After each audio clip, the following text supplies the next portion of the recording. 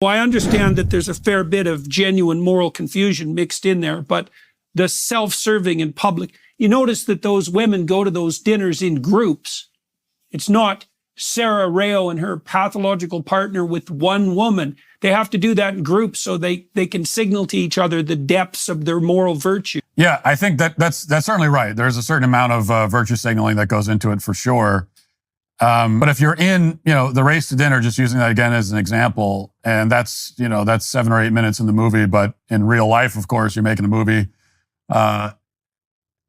Especially a movie like this, they take a lot longer to film, and that was really 2 hours. I mean, that dinner went on for 2 hours. You can see these women sitting around at this table at various points, crying, seemingly very much overcome with emotion, talking about their racism that they feel, and given opportunities to talk about examples of when they committed racist acts, and then they share their examples, and it's like none of the examples they give are actual racism.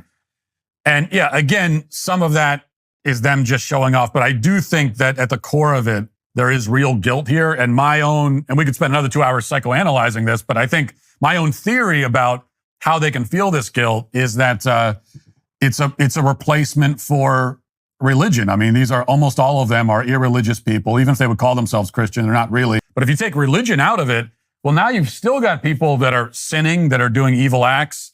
And so they're still going to feel the guilt because of it, but they don't have a way of understanding that guilt. They don't have any way of interpreting it. And so they look around for someone to tell them what to do with the guilt. And then these race hustlers are there and they'll tell you, I'll tell you why you feel guilty. It's because of this. Yeah, that's a good analysis. So I think that's a big part of it.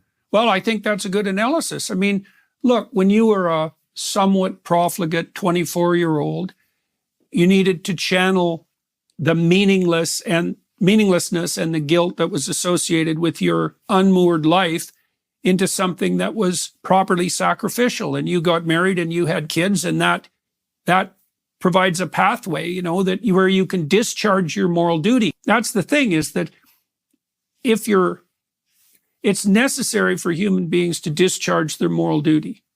Otherwise, they'll be overwhelmed by feelings of inadequacy and self-deprecation. And that's because we are communal and social creatures, and we have to live in relationship to other people. And if we don't do that, we violate our deepest instincts or our most divine calling.